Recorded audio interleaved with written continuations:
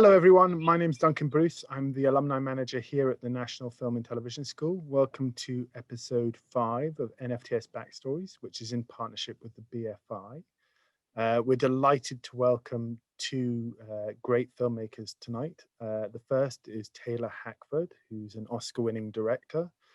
And we have Oliver Stapleton BSC, who's also the co-head of cinematography here at the National Film and Television School. Taylor and Oliver have worked together on 2 films, I think. The first in the 80s being Hail, Hail, Rock and Roll, which is a classic you should check out. Oliver's got a poster up in his office. And most recently, they worked together on a film called The Comedian, which was shot in New York. If you've got any questions, please don't hesitate to ask. There's a Q&A function right at the bottom of the Zoom. You can just type your question in, and we're probably going to answer those questions towards the end of it in about 45 minutes. So without further ado, I'm going to hand over to Oliver and Taylor so that they can reminisce. Okay, hi everyone. So it's a real pleasure tonight to talk with Taylor. It's one of these relationships that actually goes back a hell of a long way, but it has enormous gaps. So the unique thing about it is that in 1986, I was a UK cinematographer only working in the UK. And so one of the things I'll kick off with asking Taylor was, why did he call me in 1986 to shoot this film, Hail, Hail, Rock and Roll? Because I've never asked him that question before. And I'd be intrigued to know, because that was 6 years after I left the film school. And I'd done a bunch of films with Stephen Frears, and I'd done quite a lot of music videos, and one very failed musical for lots of money called Absolute Beginners. And so when that call came from the USA, it literally, I think, was one of the first, if not the first time that anyone called me and said, hey, why don't you come and shoot in America? So it really did make an enormous difference to my career. And I have to say, it was an extraordinary experience. And we will kick off, although we're going to stay on a theme tonight of direct-to-DP relationship. I'd love to kick off with, Taylor, why did you hire me? I mean, really, you had so much choice in the USA at the time. And what do you think is essential about the kind of person you might hire to shoot that type of documentary? I'm sorry, I'm just going to disappear from my screen for 1 sec while you answer and close my top window, because there's a lot of noise from the party below. So we'll carry on, yeah. Okay. I look at films. I enjoy the process of looking at new films and films from different places, and seeing good work. And I had seen My Beautiful Laundrette, Frears' film, that I thought was a wonderful vision of working class life and life in London. And I thought that the look of the film fit the material beautifully. I mean, the film was shot in contemporary London. It wasn't glossied up. It wasn't overlit, and it allowed the actors and the story to become preeminent. So I saw the film. I liked the film. I made note of the fact that I'd seen some of Frears' films before, but I made note of the fact that Oliver Stapleton had DP'd the film. And then I saw Absolute Beginners, because I have a musical background. I started in public television. I did a lot of music, and had shot with Cat Stevens and Traffic at the Santa Monica Civic, doing concert pieces. And when I saw Absolute Beginners, it was a very ambitious, let's call it an ambitious piece. The director, Julian, was an ambitious fellow who had done a lot of music videos. And it was a vision in and of itself. It had a look. It took off, and they were doing something kind of, I would call it fantasy-based. And I said, wow, that's interesting. Here's a DP who had done a very factual, realistic look at London and Life in London, Daniel Day-Lewis and Stephen Frears, and at the same time now he's going over into almost, if I'm not mistaken, Oliver, almost all of it shot in a studio, and with a lot of camera movement, a lot of crane movement. It just was an impressive piece of work. I mean, I don't necessarily look at those kinds of films as saying failures. If Oliver was referring it may have been a commercial. You make a film like that, you're stepping out on a limb and you're saying, oh, we're going to do something that is really going to wow them, and they're going to come in hordes and buy tickets, and it's going to be a big grossing film. And Absolute Beginners did not do that. Unfortunately, and I think that that's why you would consider it. I didn't consider it a failure. I considered it a kind of groundbreaking piece. And so when I was thinking about Chuck Berry, and I also checked Oliver's background and saw that he had done, he knew how to pick up a camera and also do documentary work. And my vision for Chuck Berry, Hail, Hail, Rock and Roll was very specific in the sense that I wanted to, it was going to be a big concert. There was going to be this big celebratory concert after we shot in Chuck Berry's manor in St. Louis, or outside of St. Louis, for about 5 days. We had 6 days in all to make the film. So, we got money from Universal because Chuck Berry was a famous guy. And, very interesting people were associated. Keith Richards, who I did not know, although I was a big Rolling Stones fan. Keith Richards had signed on with me, right around the same time, to be the musical director. And, that I thought, there's going to be quality here, because clearly the Rolling Stones had always paid their homage, as had the Beatles, to their mentor, Chuck Berry. They always copied his music. So I thought, Oliver can do realistic work, he has done documentary work, and he can really make a sweeping statement musically with Absolute Beginners. And I just decided to call him up out of the blue in the UK. And we talked, and, I told him what I had in mind, which was, of course, it was rudimentary, but that I wanted somebody who I could collaborate with, who understood camera movement, who really could light, and I could see from his work that he could. I said, I don't know what we're heading into, because it is a documentary, and one of the reasons that I'm doing it is not only is it because I am also, as with Keith Richards and with many, many other people of my generation, a huge Chuck Berry fan. I understood that he was, if anyone was responsible for the creation of rock and roll, it was Chuck Berry.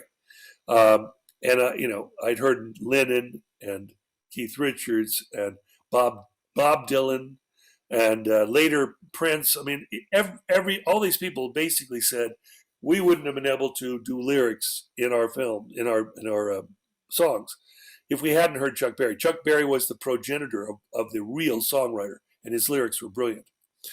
So I thought I could probably seduce a number of great rock and rollers, a lot of great artists of my generation, to be in the film. And I said, Oliver, we're going to do some interviews. I mean, the idea is I want it to look as good as possible.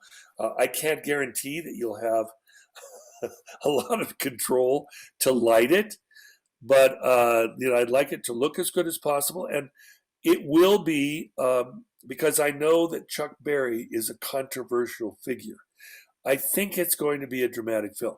I think it's going to be impossible for Chuck Berry to just look up and be sweet and nice and not reveal the rough edges underneath, because he was a notorious character. I mean, he had been in jail 3 different times for various offenses. He was kind of the original bad boy of rock and roll. And I must have, convinced Oliver, because he signed on. Yeah, I sure did. And I'm just going to quickly share a screen here, Taylor, because I think you should see this.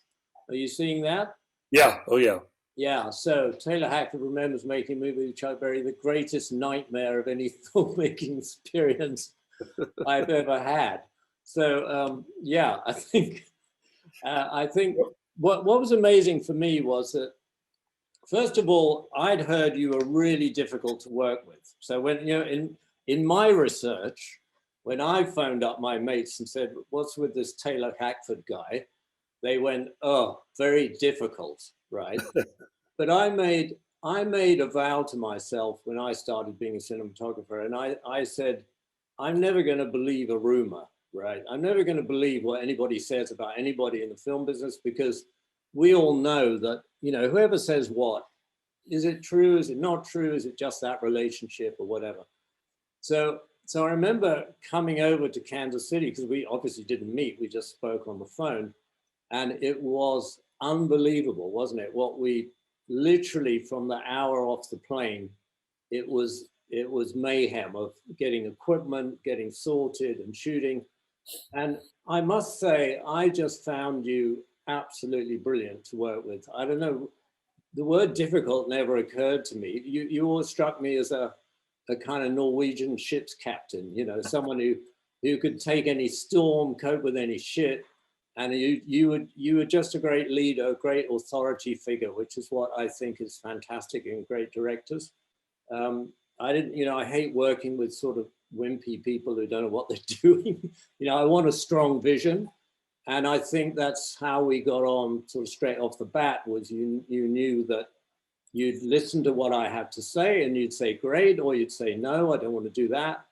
But it was always felt like a, you know, very interesting, real relationship. And so, weird story, you know, I'm in Kansas City. I'm never been. No, I mean, at St. Louis. I'm in St. Louis, sorry, yeah. I'm muddling it up with the Oldman film, you know, Right. not so far away. And basically, I'd never been to Panavision. I'd never hired a Panavision camera in my life. And I made a phone call to Panavision and I said, can you put me through to rental? And they were like, well, who are you? And I said, well, my name's Oliver Stapleton. They were like, yeah, okay. And they put me through and I said, I want, is it 13 or 15 cameras we have? I think we had 13. Maybe it was 15. I think maybe it was 15. I said, I need 15 Panavision 35 millimeter cameras in St. Louis by Saturday. And I think it was like Tuesday. And the guy at the other end of the phone, I mean, there was this terrible silence. And then he went, I better put you through to the manager. and then that's how I got introduced to Panavision. And they never forgot my name, because, you know, you don't order 13 Panavision cameras any day of the week. So just so people understand, Taylor's concept for this film was that all the 16 mil was shot for the documentary side, and we had Ed Luckman. We were lucky enough to get him to come down because I knew him, and I think, did you know him, Taylor? I can't remember. Maybe you knew him. I didn't know before that, but I researched his reputation. Yeah, so he came down, and then the two of us shot the documentary stuff. But the concert, which was the big centerpiece of the movie, was shot with these 13 Panavision cameras.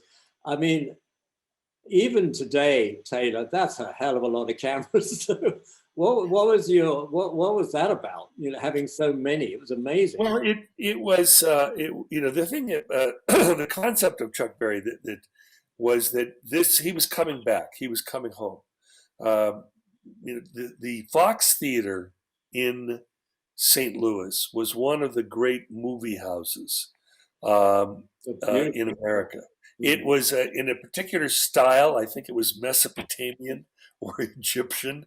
I mean, it had all the bells and whistles, the whole surrounding, and you know, if I was just shooting a kind of, let's go in close and get Chuck Berry, who cares? But I wanted cameras up at the top. I wanted master shots. You know, a lot of concert you see, it's called "Let's Grab It." Let's go and grab it, and it can be terrific if the music is terrific. But this had a symbolic meaning to Chuck Berry, and we had done an interview with him early on, where when he was you know, Missouri is a border state, but segregation had been in full force in St. Louis, which is, as I said, border. People think of it as a little more progressive than, let's say, Little Rock, Arkansas. But the fact is, it's still separated the races. And I did an interview with Chuck Berry where he's walking around the lobby and looking, and you could see Chuck Berry was a very tough character, but he was enamored of this. This was to him the symbolism of the great society that he was not allowed to go into. And he talked about the fact when he was 11 years old, he walked up, it was his 15 cents, and wanted to buy a ticket to go to see a movie. And, as he walked up, he put his money down, and the woman that was in the ticket booth went, "What are you doing? Take that money back. Get out of here. Shoo, you can't come in here. You know you can't come in here," meaning you're black. And he looked at this like this was the Rubicon he had to go across to get into society. He was an ambitious kid, as we know from his lyrics, and I'll tell you more about that later. But the fact that he now was headlining the theater that had thrown him out, that he now was kind of the favorite son of St. Louis, that he, all of these great rock and rollers had come to celebrate him who had created an art form, was a major statement for Chuck. This was really important. He loved the people of St. Louis, and we were going to do 2 shows there. So I wanted to make it a big affair. And you say a big affair, I wanted a camera way up on the top that would give me as big a wide view of this huge opera house, 3 balconies, all of this, and just giving you another sense, Oliver there had to light this. Usually, DP comes in, well, let's make sure that we get the performers on stage. Maybe we shoot a little audience light. But I said, no, I want a 360 experience. I want to be able to light this theater from the back of the theater so you see its grandeur and look down at the proscenium.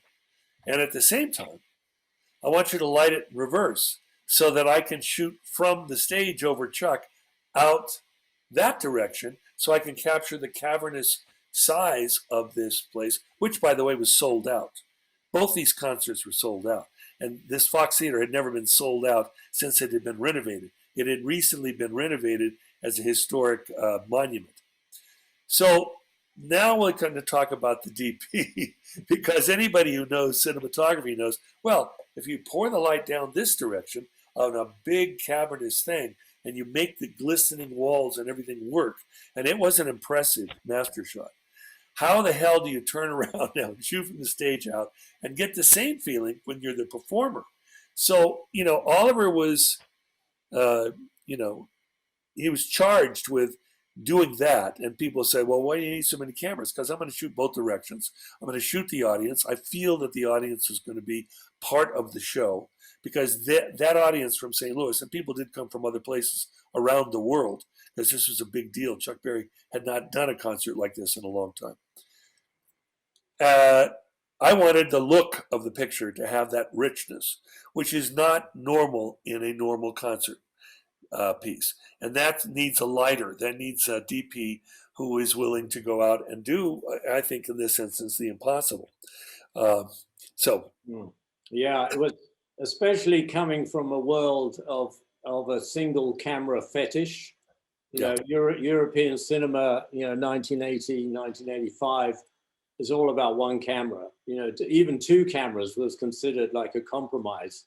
So you can imagine I was a little shocked with the 15 camera thing. But it's like anything. I forget how exactly I dealt with it. But one thing I do remember is we got that wonderful guy to come and light the stage, that stage lighting. Yeah. Bill Claiborne. Bill Claiborne, yeah. Now, so when you obviously said to me, probably slightly is it okay if? And I was like, yeah, great. Well, there is a very well-known, great television lighter He did, when they did variety shows on TV, and they did sometimes variety shows from big theaters in New York and so on. This is a guy who was, he was rather self-effacing. He was not a, he wasn't, he wasn't an asshole. He was a lovely guy, but he had a lot of experience in lighting. I mean, he had done, the big Muhammad Ali, Joe Frazier fights. He was used to lighting kind of big events. Yeah. And I thought that it would help having him with Oliver. And the other part of it is that we have to say is that Oliver is not only a DP, but he's a terrific operator. Now, in the United States, they don't like the DP to operate. But in this instance, when I talked to him at the beginning, I said, one, when we're doing our interviews, I need to be able to put the camera on your shoulder, 16, and we have to grab it because I don't know what's going to happen. And I'll tell you a little bit about that later. But on the other side, I had seen in Absolute Beginners the kind of sweeping, incredible camera moves. They were cranes. And it was clearly like a Luma crane. And I asked Oliver, and he said, "Who did that?" He says, "Well, I did it. I operated myself." And I said, "Well, on this concert, when we're doing the documentary part, you're going to be the documentary cameraman. You're going to light the thing along with Bill Claiborne in the concert. But when we get to the performance, I want you on the biggest Luma crane I can get, and I want you to operate. And I'm giving you full reign. I'm not going to be calling in your ear and saying, please do this. You got to just feel it and give me some big sweeping shots as this performance is happening," which was also one of the reasons that I wanted Oliver. He was multifaceted in terms of knowing how to light and operate and do the crane. And I think one of the great things about Hail Hail Rock and Roll, because it isn't a grab it type, although we had many cameras and I wanted to be able to get as much as possible. It doesn't look like a grab it concert. It has master shots. It has shots behind the band looking out. It is participation in the audience, and that's a lot. And then it has these big sweeping crane moves that look like it's a big show, and it was. Now, after all this said, and that's giving a kind of design, even the concert was fucked up. It was the thing that we all did was we all came there. And let's not just talk about the filmmakers. Oliver's getting cameras. We have a vision. I want to make an ambitious portrait of what I consider to be the greatest rock and roll artist that ever lived. That's a big deal to me because that was my music. Little did we know, and Chuck Berry was the producer of the film. He was being paid, I don't mind saying it now, $500,000 for his music. So he was by far the highest paid. None of us were really getting very much money, including Keith Richards. Keith Richards, this is a labor of love because he basically said, "Listen, I stole every lick that Chuck Berry ever played, and I don't mind, revealing it because he's so great." And Eric Clapton was there. Linda Ronstadt. We had a real variety of people. Robert Cray, young blues guy, but from 2 generations later. We had great people. Well, we expected to be greeted and hosted by Chuck Berry, who was the favorite son of St. Louis, Missouri. Is that what happened? No. I think it finally dawned on Chuck Berry what had happened, that he invited all these people in, and it was like, oh my God, they're gonna try to unlock they're gonna try to get in there and find me. And he did everything he could possibly do to sabotage our film. When that headline has said, "The biggest nightmare of my career," let me tell you, I've worked with some very difficult actors in my life in Hollywood. None of them hold a candle to Chuck Berry. And you can just imagine Oliver. Here's Oliver going, "Oh, this American director gets me over. We're going to do all this stuff. Oh, he's got this vision. And, it's going to be terrific." And then he arrives, and as he said, it's pandemonium. It is absolutely every moment, anything that was planned, boom, it went out the window. We had to and I think this is an important thing for students that are interested in the collaborative process. The thing that worked for Oliver and I really well, really didn't know each other, was that I had to trust him and he had to trust me. There was no time. We spent as much time as possible going over vision. I wanted to talk to him about his ideas that, we could have, but, everything had happened pretty quickly. And, however much time you have for a collaboration, hopefully you have a lot of good prep time, which really helps in the long run, the look of your film. However much time you have, you then hope that when you get there, yes, there'll be one or two things that go awry, but hopefully you can push that prep into the film, and it will stand you in good stead as you progress. In this instance, anything that we planned, Chuck Berry made sure he threw grenades into and blew up. So really, in terms of our relationship, it was test by fire. Yeah. It was called, there is no time to argue. Oliver, can you take care of this? There's no time to do it. We're going to go this way, because we were getting left. We were literally having to turn left when we wanted to turn right. And in that instance, a talent and fortitude and strength is really important. And, I ended up really counting on Oliver so much because it was happening. And one of the things that I think is great about the film is that you see there was really very little of those platitudes in this film, where, oh, he's a great man. Oh, I loved his work. Everything is nice. No, you can even see the artists on stage, the artists in rehearsal going, what the hell is happening? And so the ground was moving under us because of the person we were trying to capture. Yeah. He was causing that. And we had to have our sea legs. We had to literally go forward. Who knows how it's going to come out? But you don't run. Mm. You absolutely stand your ground and say, we're here to do it. We're here to shoot. Go on. I'll tell about that later. Did you feel that way, Oliver?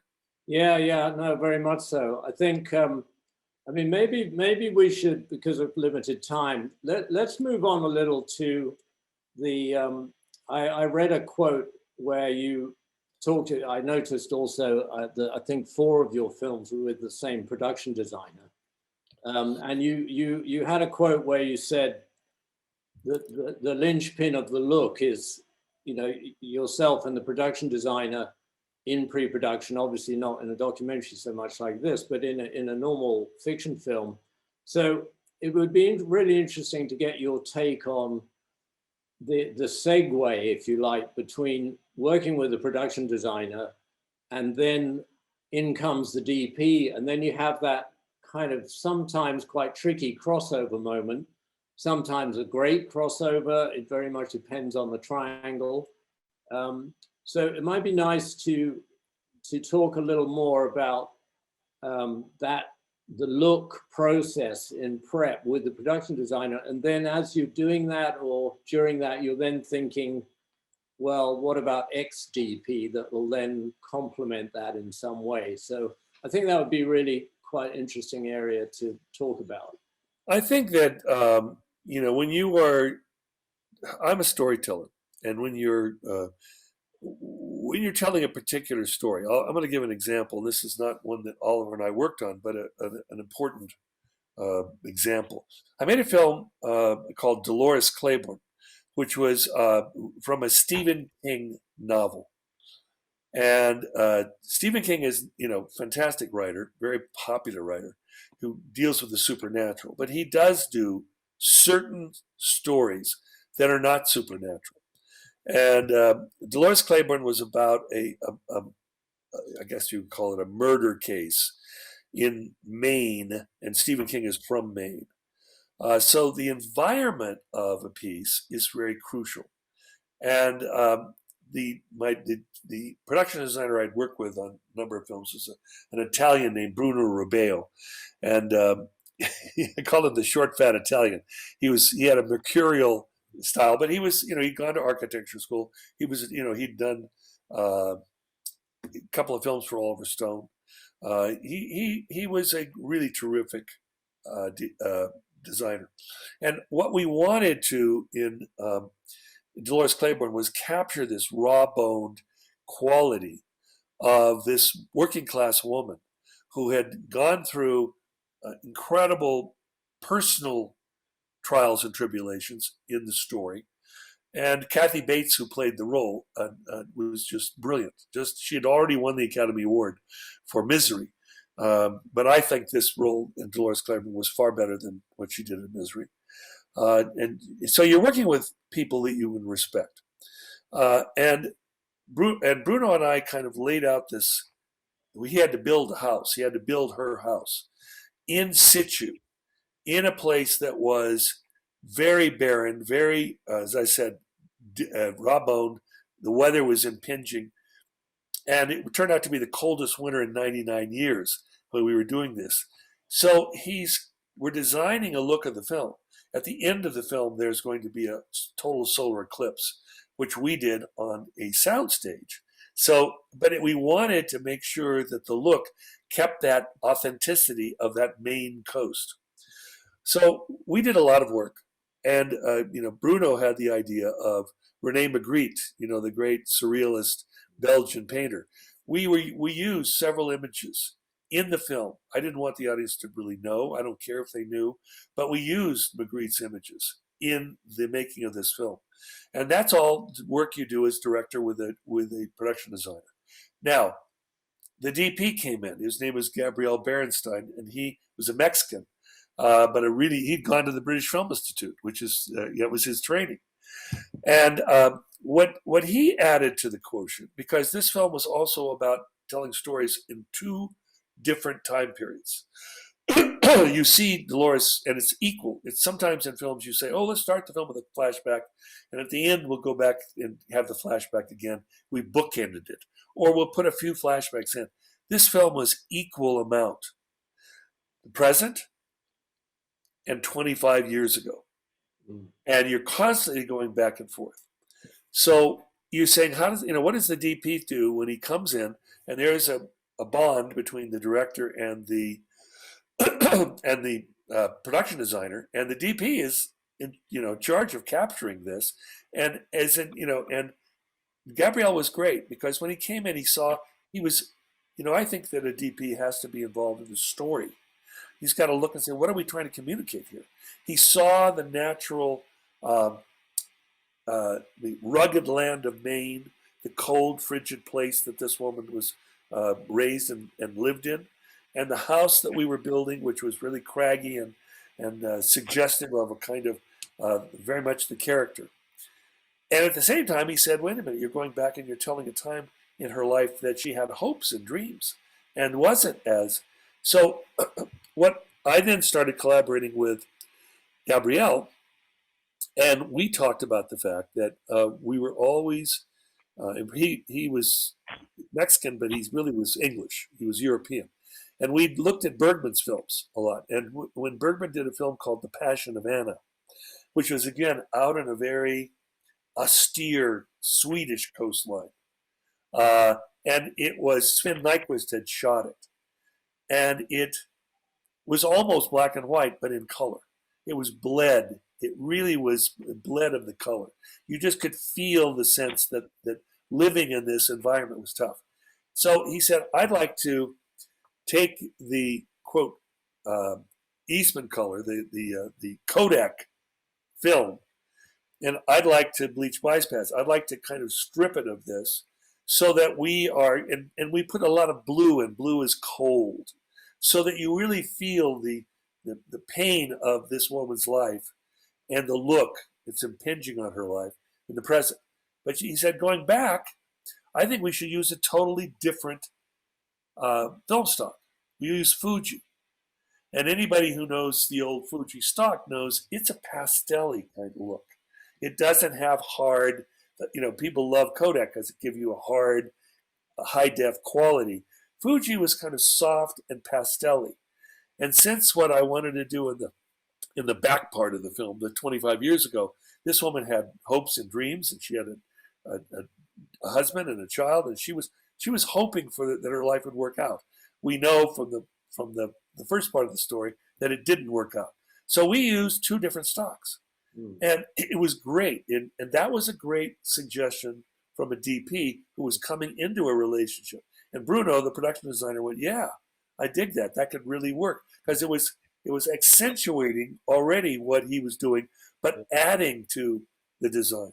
Yeah. And these are the kinds of things that you really need to do when you've got collaborators. This is the important thing from a director's point of view. You're not a painter. You're not a novelist. A painter can sit at his easel and just say, "Fuck the world. I don't need them. I can just do whatever I want. I've got the brush, I've got my knife, and I've got my colors. That's it." And then when the painting comes out, you kind of say, "Well, who collaborated with you?" "Nobody. I did it." Or a novelist is sitting there typing it out, and it's on the page. Maybe there's an editor that helps them, but then it goes out, and you can say, "Where did that come from?" "Well, it came from the mind of Hemingway, or from Dostoevsky, or from whoever it might be." Filmmaking is not like that. Filmmaking is very much this collaborative work, and you are, as a director, immediately and directly affected and enhanced and helped and sometimes saved by your collaborators. And that goes across the board. But really your production designer and your cinematographer are really your principal right hands. You can say your right and left hand, but since I'm right-handed, I like to just say you put the glove on, and that's the DP and the designer. And if you can work together and listen to the suggestions that are coming in, as a director, what Oliver's saying, you gotta, directing is very much about decision making. You have to say, "I want to hear every single thing that you have, all your suggestions," and then you have to say, "No, all right, that may be a good idea, but not for my film. No, yes, yes, no, no." And as you go, that collaboration, if in fact the personalities are right, we work together. So how did you, on Ray, for instance, you had a similar situation, didn't you, where you had Stephen Altman designing, and then you had Powell Edelman come in to shoot it. Right. And you also had, a lot of flashbacks. And in Ray, you went for a different notion between the modern day and the flashback. And the flashbacks in Ray, I mean, they're incredibly rich, aren't they? They're the opposite of what most people would do when they think, okay, how do we do poverty and this and that? But you went in completely the opposite direction and made the present tense quite bleach passy, quite contrasty, very strong. And then this rosy, amazing view of the past. And I thought that was a really completely turned on its head what most people do with the flashback. So tell us a bit about how that came about with those collaborators in that film. Well, that has to do, again, everything should have to do with the story you're telling. And of course, the story that I was telling was the life of Ray Charles. Ray Charles, people thought, oh, he was the great blind pianist, blues singer, and so forth. And he was blind. But he wasn't born blind. He was born like you and I. He could see everything. Mm-hmm. And I always remember Ray describing to me what it was like growing up in Georgia, the spring day. I mean, he could describe green, the bright fluorescent quality of spring green. He just remembered. He remembered the blue of the sky. He remembered the red of the earth. Georgia has a kind of very reddish, clay-like earth that is striking. Ray could describe all of those things because he was a kid. And you can also, we all remember when we were children. You're seeing the world for the first time. It is more vibrant than it, as you get older, you've seen it. Yes, you can appreciate it. You see nuances, but you're not getting the full force of seeing it for the first time. And Ray could describe that to me. And I realized how important it was because he lost his sight when he was 7, after he saw his younger brother drown in front of his eyes. It was very Greek, this story. And so the design of the piece was this: we didn't use we didn't use Fujifilm there. What we did is we used Kodak, but we enhanced. It was the collaboration of Stephen Altman, who was the production designer, and Pavel Edelman, who was a Polish cinematographer that I brought, he was just fantastic. He'd worked with Andrzej Wajda, who to me was one of the great directors of all time. But what Stephen Altman did, he needed to accentuate it. We were shooting in Louisiana. We had an old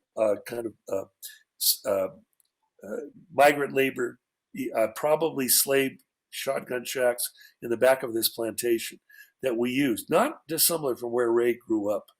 Ray didn't wear shoes for the first 7 years of his life, And so what Stephen did, he went to Georgia. He sent dump trucks to Georgia, and he got that red earth. And he came into the set and he laid the red earth down. You cannot believe, because the wooden shotgun shanks that had been there for years and years and years were totally bleached. They had been bleached by the sun. They'd been there for 100 years, I think. You get wood that's 100 years old, it has a certain look. And then to put the red earth down on the ground, it just, the red just jumped at you. And Pavel, of course, all he had to do was photograph it. As we were shooting in the spring, it was green around. So you had this bright red and this bright green. I don't mean it was, it wasn't Chinese red. It was natural.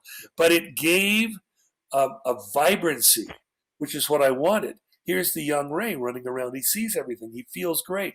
Life is terrific. He's poor, but he's running around. His mother takes it washing, and he's running around, and like any kid in a situation, you don't know.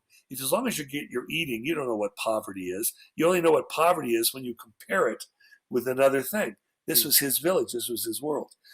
And so that's where those flashbacks we kept coming back to. And then, and also there's another element here that has to do with cinematography, or let's call it the strategy of shooting with a camera. That's a point in Ray's life where there were no hiccups, there were no problems, there were no difficulties. So I kind of philosophized, his feet are in the ground, he's barefoot, they're on the ground, they're steady, there's nothing unsteady about his life. So we never moved the camera. The camera in those flashback sequences are on sticks or on a dolly, but the dolly's not moving because his life is firm and established. And that was the look of that. But once Ray lost his sight, and he lost his sight in this almost Greek way, because he probably had childhood glaucoma, but he never had it before. He sees his younger brother, his 5-year-old brother, drowned in front of his eyes. He just couldn't move. He was watching it. His mother came out screaming at him, "Why didn't you do something? Why didn't you do?" And of course, when I finally talked to Ray about it, it was the defining moment of his life. He still was living in that kind of sole survivor, the sole surviving brother. The people that have their sibling die, they always feel, why wasn't it me? Yeah. Why, everything I do, and I don't care what you accomplish in life, my dead brother, my dead sister would have done better. And Ray had that syndrome. And that's what I was basing the story about. Anyway, once he lost his sight, the camera started moving because the world under his feet was not steady anymore. But I kept the camera on a dolly. The movements were steady, but in other words, the world started to move, but it wasn't disoriented and rocky. And then as Ray progressed his age and started to play music, he was alone a lot, and we had sequences in it to show how, jazz musicians and blues musicians would do heroin, and he wanted to join it, and he did join that fraternity, and he became a heroin addict for 20 years.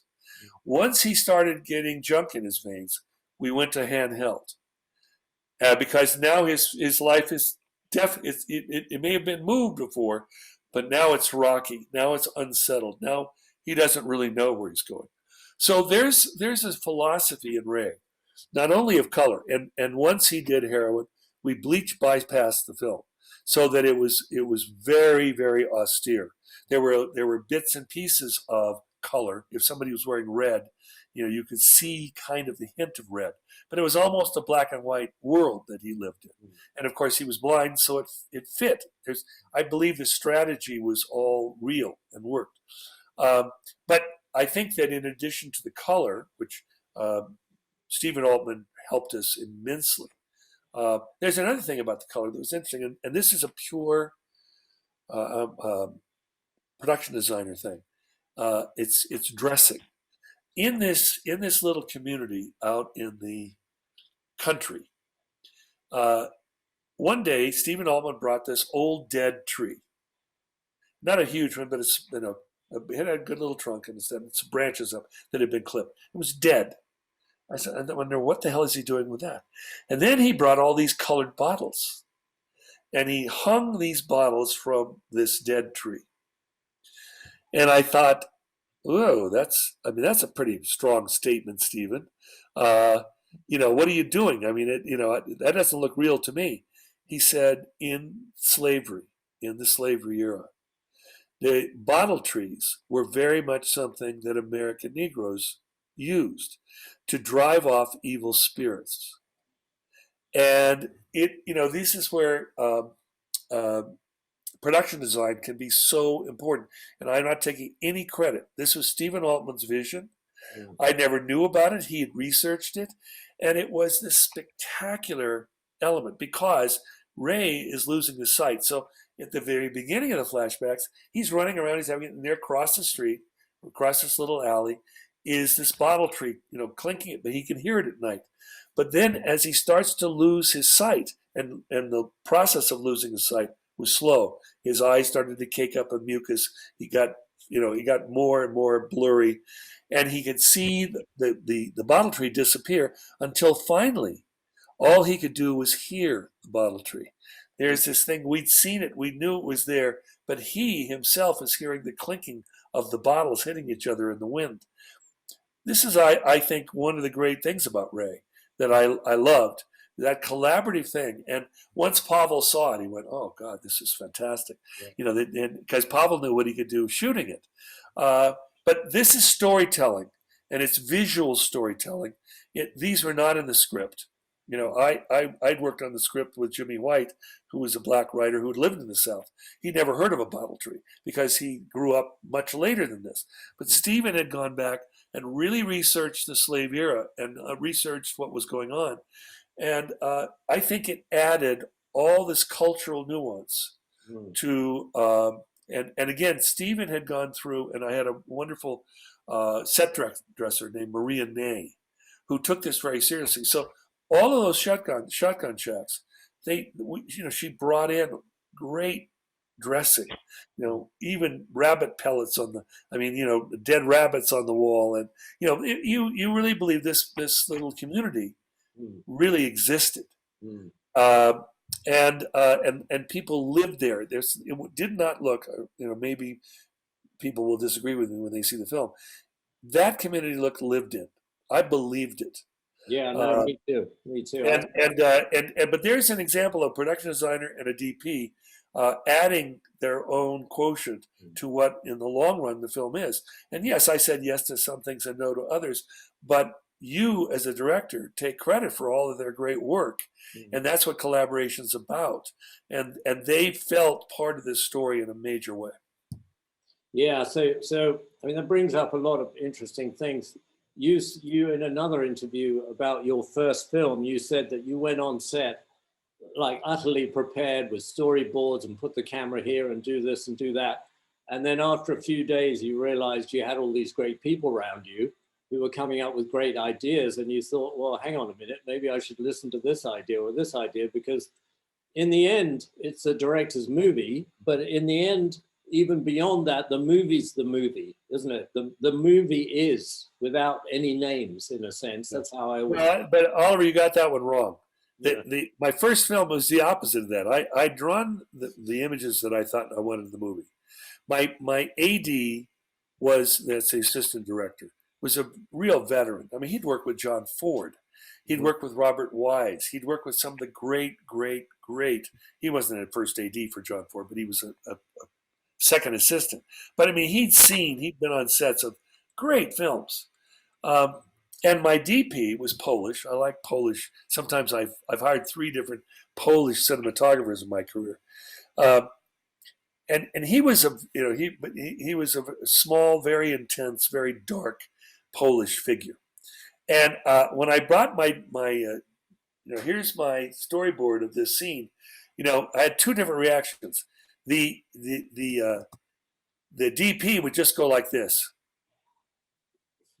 and not say a word. And you go, what? Well, if you want to do it like that, it's very pedestrian. You can. This is the thing where you go, oh, well, how would you do it? Yeah. Well, I would instead of messing it up with close-ups, have the people across the street that the sun will come through. You'll know everything about it. You use it do it in one, and what any director knows, you don't do it in one. But I'd made some mistakes, and I would go, okay, but then my DP, that was my DP. My AD, who was a tall, lanky kind of cowboy, he had a totally different direction. I say, here's my storyboard, and he'd go, Jesus Christ! What? Oh, that doesn't make any sense at all. And I go, oh, really? Oh. So that's the first time. That's the first time. In the middle. Right, and I'm stuck on. By the way, I'm taking their ideas because I mean they are real veterans. They've done. My DP had done Midnight Cowboy, and wow. My AD had done all these screw movies. So I'm going, okay. And you don't look at dailies until the second day. You shoot, you send your dailies in, they're processed. You shoot the second day, and at the end of the second day, you look at the dailies from the first day. So I'm there looking, and I'm going, I don't like that. No, I think that's not what I had in mind. And I realized right there, you know what? I'm working with really talented people. And they have had much more experience than I have. But I can't sit in the lobby of the theater. I can't stand in the lobby of the theater after a film as people come out going, that stunk, and say, oh, no, you don't understand. Those weren't my ideas. That was the DPs, and that was the ADs. Right. For better or worse, they hired me to direct the movie, not these other people. So I went, on the third morning, I went to the set, and I said, listen, I really, I like you, and I really do depend on you, and I want to collaborate. And I want your ideas, but if I don't like the ideas, I'm going to say no. I'm going to take the ones that I think work, and I'm going to go with my vision because that's all I've got. I may never make another movie. You finally get your chance to make your first feature film. If it doesn't turn out right, you'll never make another. Yeah. And so that was the real story. And it didn't mean we didn't collaborate. It didn't mean that those 2 individuals. I mean, I had big crowd scenes. The AD saved my ass. He was brilliant. And the DP also gave the film, we'd worked out a terrific look. But I couldn't take hook, line, and sinker all their suggestions. So I just want to say to those listening in that if you do have any questions, because we're into an hour now, so we probably go on another 15, 20 minutes maybe. But if you have any questions, post them in the Q&A. There's a little button at the bottom of your screen on the right. And Duncan, who's hiding behind the Backstories sign, he will bring them up and then we can shoot the questions. Do ask anything you like about anything pretty much. But yeah, so let's... So I looked at your, actually I might just share this because I think it's just interesting to see it in graphic form. So this, are you seeing that? No, not on the screen yet. Not seeing that? Okay, double click, let me try that. You seeing that? Yes. Okay, so this is just an interesting little chart of your main films here, and then who shot it, who designed it. And right. So it's interesting, you've got, Bruno, you've got 1, 2, 3, 4, 5 films you did with Bruno, and then a number of DPs. I'm proud to say I'm one of them. did 2 films with you. Yep. Gabby, myself, now Powell just did the one there now. Now, David Watkin is a really famous oddball English cinematographer, and I think it would be quite fun just to focus a little bit on this.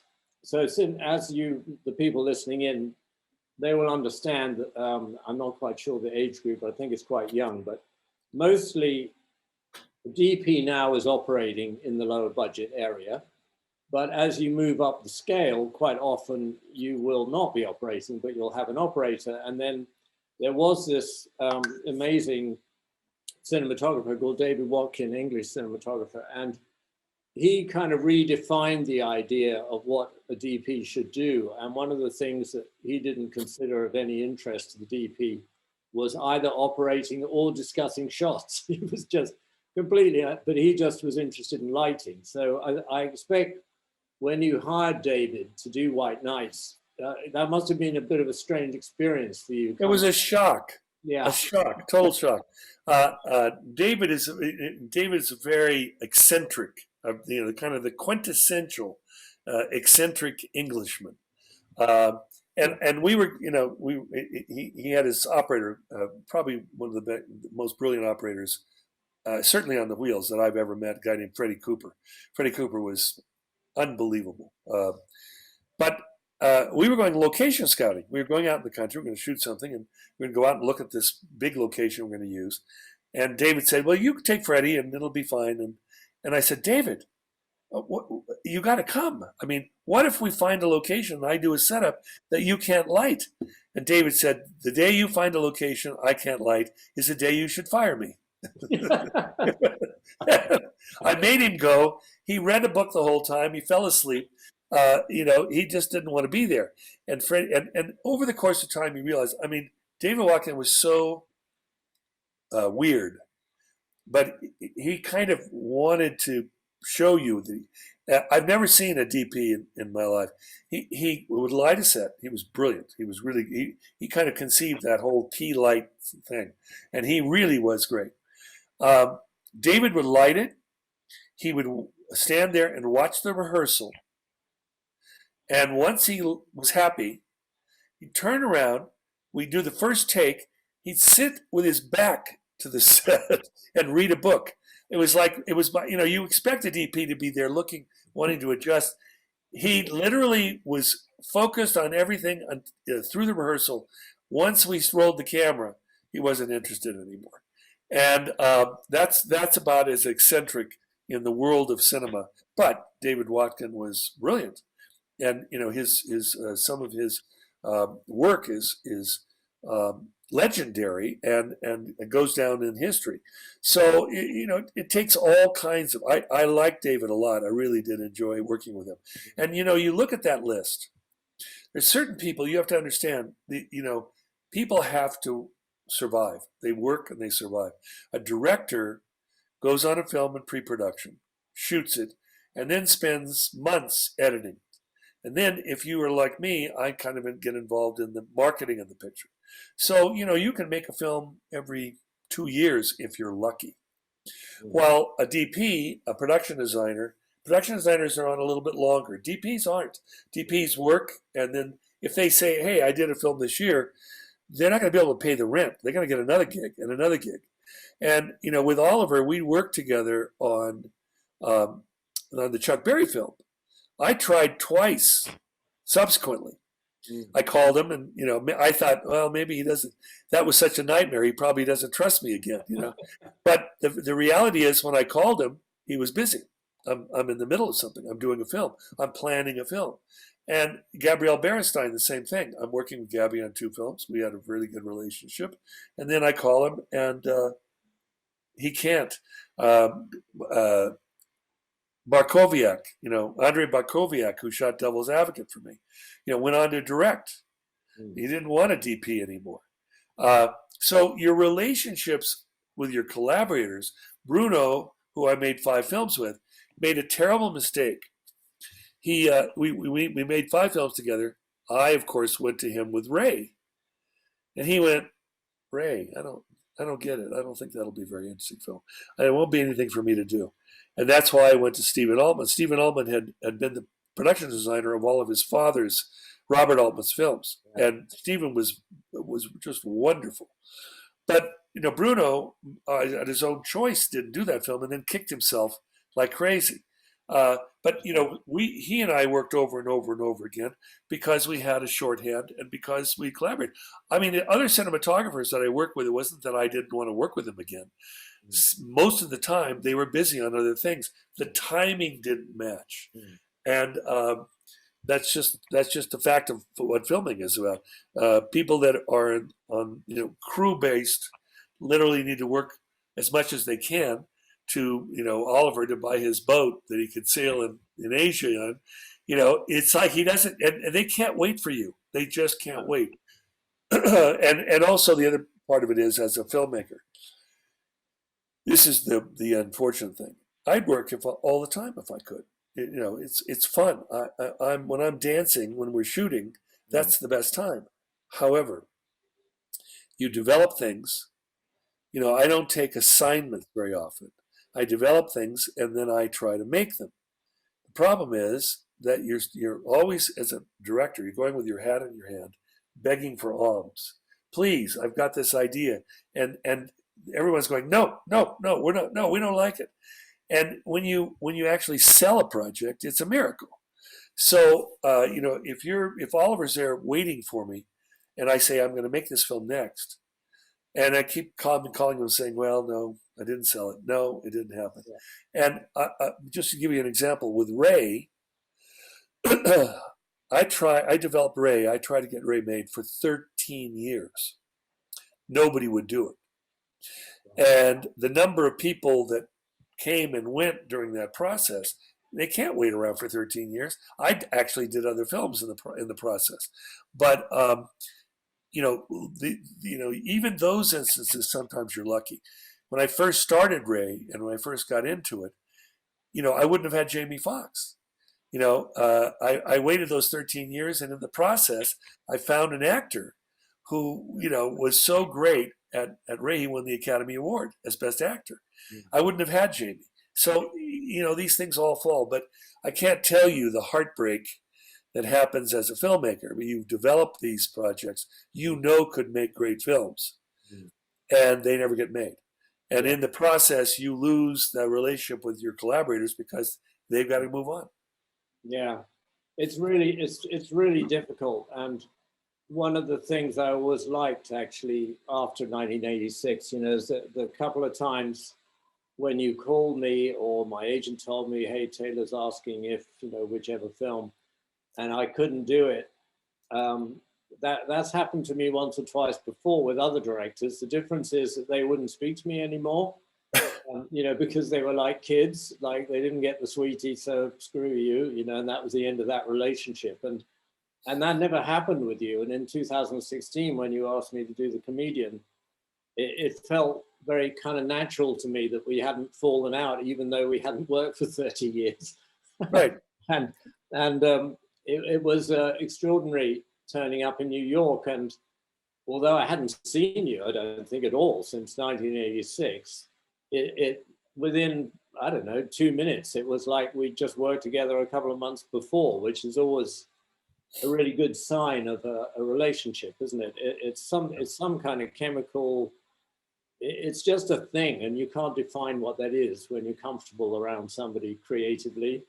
And I remember on Comedian, actually, just talking about, contribution. There was that weird moment where it was snowing in New York, and we kept talking about snow in your film. And then we kept saying, shit, by the time we shoot, there won't be any snow. And then I went out one day with that little camera that I bought in the local store and shot all that footage as a piece to show you for reference and talk about the look. And then when I was at home, like 4 months later, and you were editing, you said, hey, send me all that footage. And it ended up in the title sequence for the film, didn't it? It's fantastic. Fantastic. I think that's another thing that you have to understand about collaborators. Oliver and I reconnected, and we were working in New York, principally a location oriented film with Robert De Niro and an interesting cast, but a difficult situation. We didn't have quite enough money, and it was the producers. It was quite chaotic. But we kind of went in. Like you say, you go in and you got to do it. But I wanted that this takes place over a course of time, and the great thing about using a real kind of location-based film, times change, especially in the East. You want to see the spring, you want to see this and that. And we hoped that there might be some snow. And unfortunately, this blizzard blew in on a Saturday and Sunday. And there's nothing, and this is a heavy blizzard. This was really something special. Oliver knew that. I didn't talk to him about it. All I could do is we talked on Friday, and it was like, oh shit, it's coming in. We're going to miss it. It's really too bad. We want it. On his own, he goes out, and he just alone, he goes through New York and gets these incredible images. I mean, I think that one, just having the hunger as a photographer to want to capture something that's unique. He went out, but he also was grabbing it for reference, knowing that we had wanted it in the film. And he showed me the images, and they were so beautiful. I mean, and truly extraordinary. To see New York without people, or one person trudging through, and you got this pristine look of, it isn't like New York where it turns to slush and yellow and brown and shitty. It was magic. And I needed some montaging, and I needed to tell the story. And I call him up, and thank God for these little small cameras. The quality was good enough that we, first of all, Oliver said, you can't use that. The quality's not good enough. I said, well, it looked pretty good to me, and maybe we can enhance it. But it was a gift that he gave us, because on his own initiative, on the weekend, which he had off, he just grabbed the camera and went out and captured this fantastic images, and they're in the movie. They're in the movie. I was able to work them in such a way that time is passing and telling the story, and that Bob De Niro is aging, and all the process that's going on. They worked because my collaborator had the foresight and the guts to get out there and freeze and shoot those images. But there's an example of, you didn't ask for it, but it was given to you, and it worked great. Yeah, I think it's a you get a script, and to all of you listening out there, the script is your architect's plan. It's your blueprint, and a director is got 1,001 issues to think about apart from cinematography and production design. The directors has a huge amount of things going on, lots of money, people to deal with. So what's really important, I think, and I think all good collaborators making films, is that you look at this script, and you're going to shoot the script, but you've also got to look around the edges of the script and the edges of the scene and go, hang on a minute, maybe this would be useful, or maybe this would be useful. Now, some of the time that turns into a production conference with money involved. But these days, with all these little cameras around and all this other stuff, you can also just, walk out and go shoot stuff, and then use it for reference, use it in the movie. It's all there. It's all waiting for you. And the tools are so amazing now and so small. And so I would always encourage everybody to expand your horizon. Don't wait for permission from the producer. You don't have to do that. You can just walk out on your own with your little camera, and it's all a conversation, isn't it? I mean, originally I shot that footage as a conversation, not to go in the movie. It ended up in the movie, and I was very proud of that and very excited, and it was fantastic to see this stuff form the title sequence for the movie, and it really informed the tone and mood, so it was kind of great. So I'm aware of time going by. I think nobody sent in a question unless I don't have it. Duncan, do you want to come back on? But if anybody wants to ask anything, this is your time to do it, because we're running out of time. Are our audience being reluctant to ask questions, Dunks? They're shy. They're shy, but they only have to type it. I have a question, Taylor. Ah, Three of your cinematographers, Oliver Stapleton, Gabriel, and Kieran McGuigan, are all from the NFTS. Were you aware of that? And I was just curious whether, you have a particular liking for NFTS cinematographers.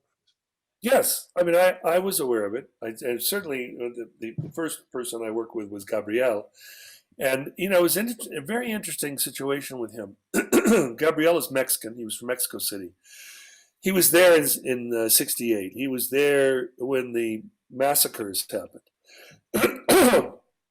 And he was interested in cinematography, but he couldn't stay. Politically, he was ashamed of his country, and he left. And he was lucky enough to go to the UK and to go to film school there.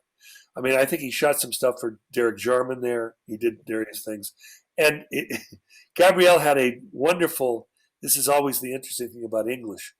He had a wonderful, thick Mexican accent, but a very English, with an English tone to it. You knew he didn't spend time in America.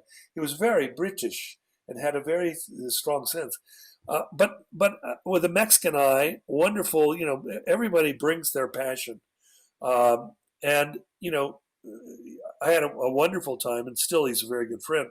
He lives in Cuba now. He's got a production company in Cuba. Still very political.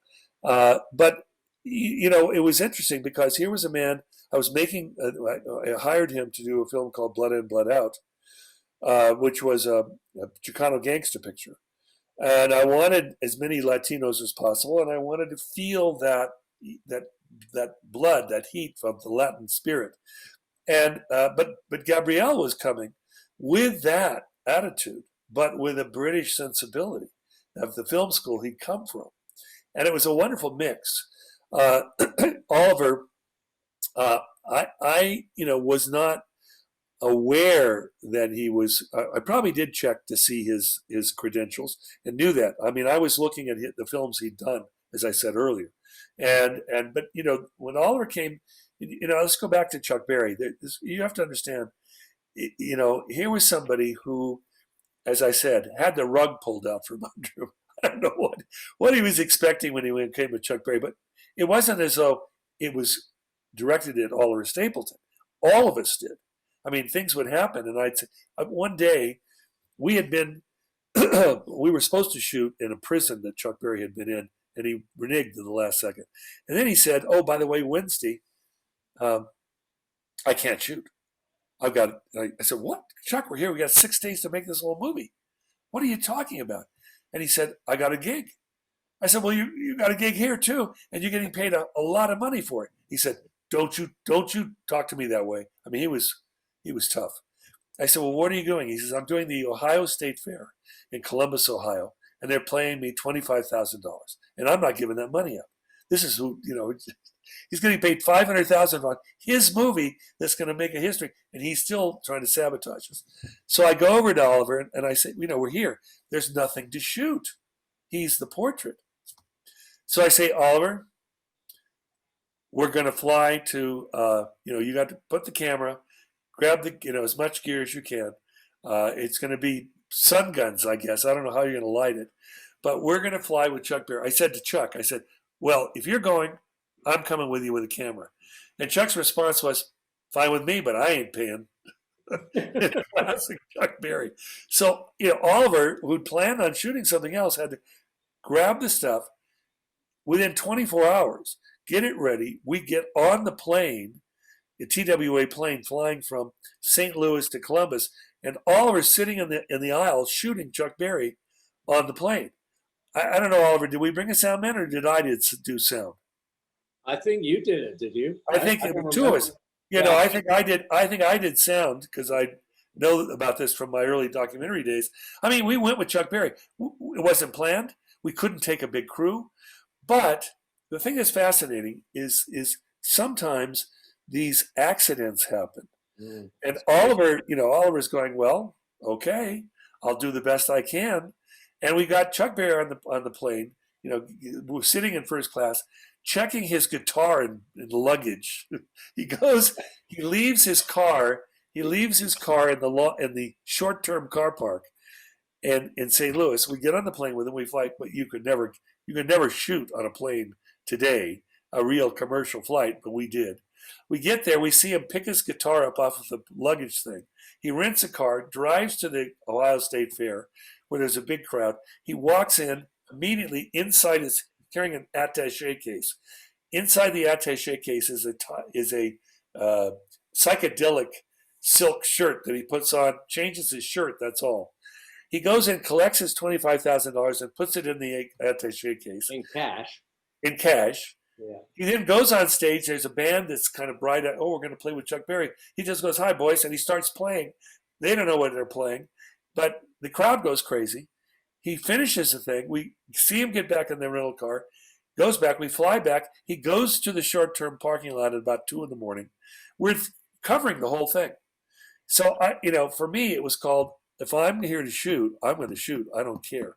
Well, it turns out that later, Bruce Springsteen had wanted to be at the concert, but he had a gig, so he couldn't be.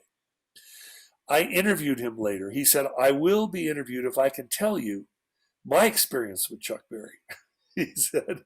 And he tells the exact story that we shot from 15 years earlier when his band was nothing. But they got a chance to play behind Chuck Berry.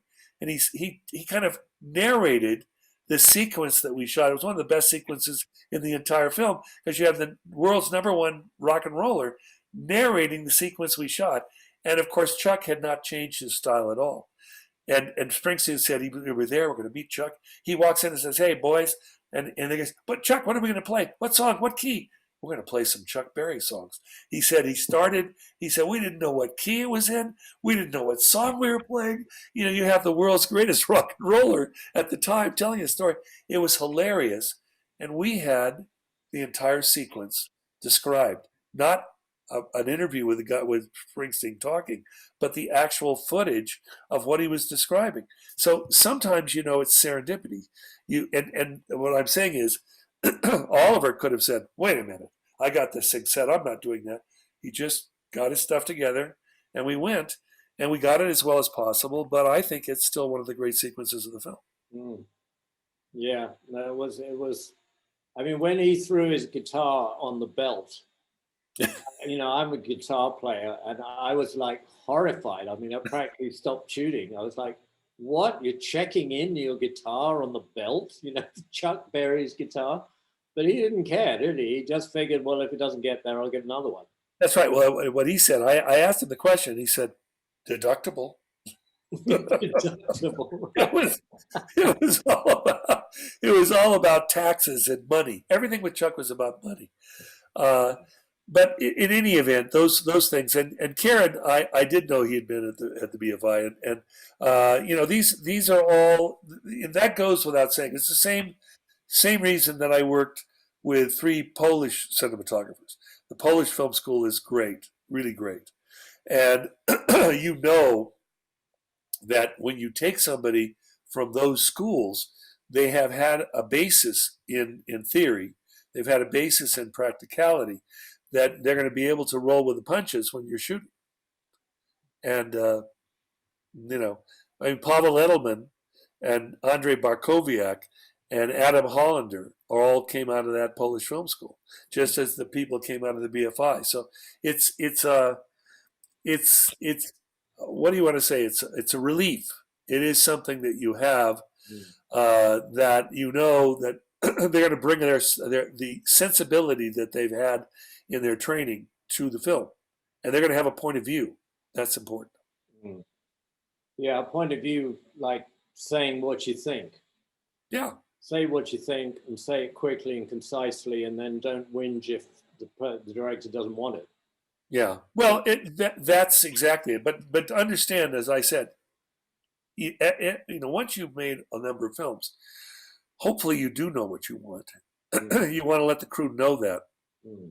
But that doesn't mean shut up and don't give me your ideas, because there's plenty of ideas that happened and were suggested when I work with all of these people, including Oliver, that I took gladly and immediately accepted. And I think that's the important thing. If you never want to take the suggestions of your cinematographer, why are you working with them?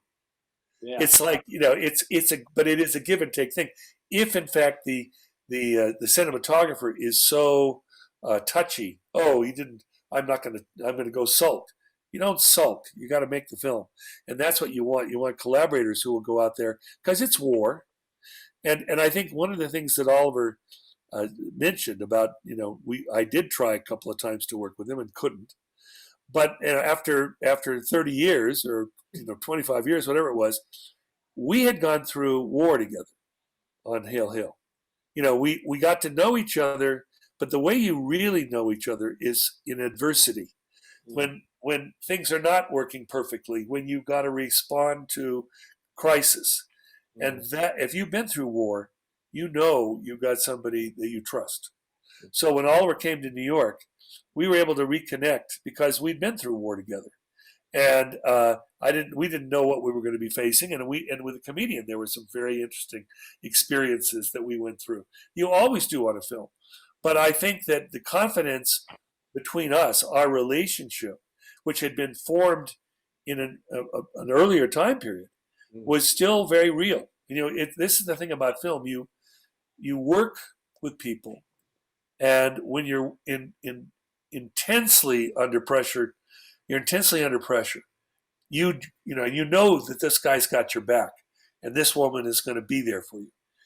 You form a relationship.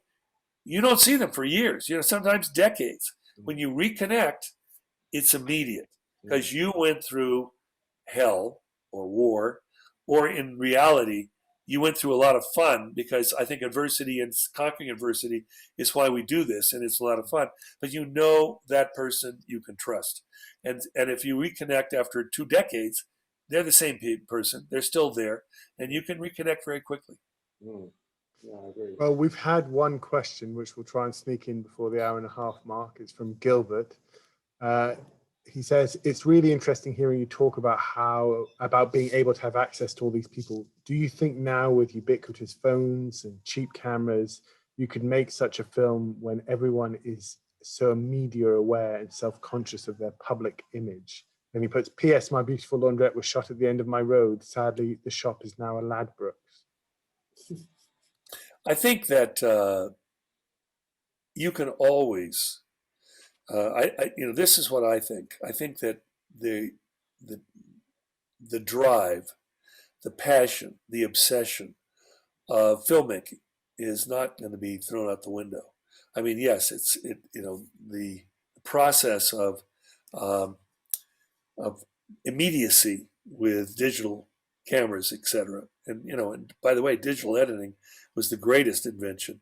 I mean, it really revolutionized cutting. It made, I know from cutting film and cutting digitally, it's a great thing.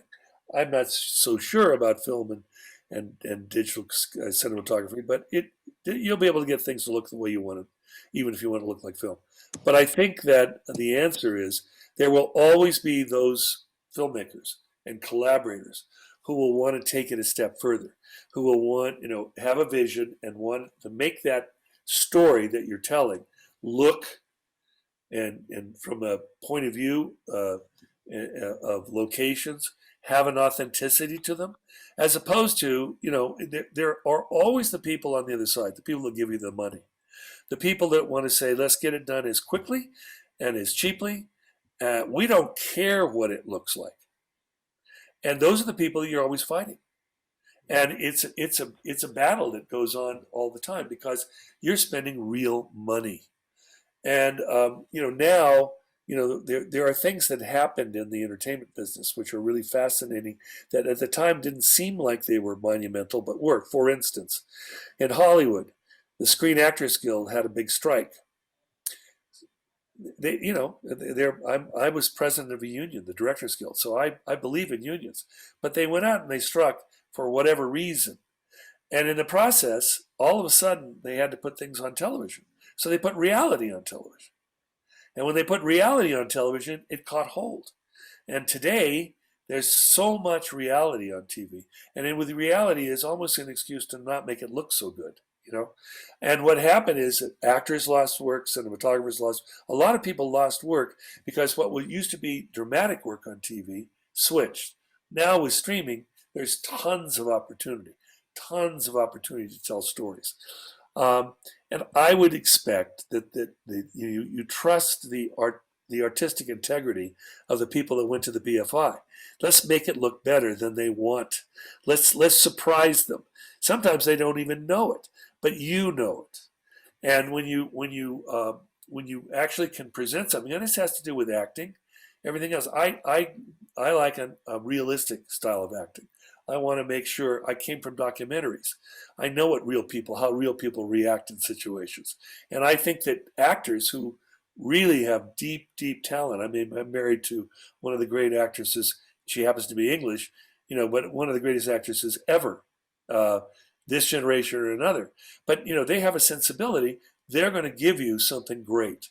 If you are getting that greatness and you are a cinematographer, you're a production designer, you're a director, you want to be able to capture it and elevate the material so that we are putting something on screen, which is a great tradition we live in.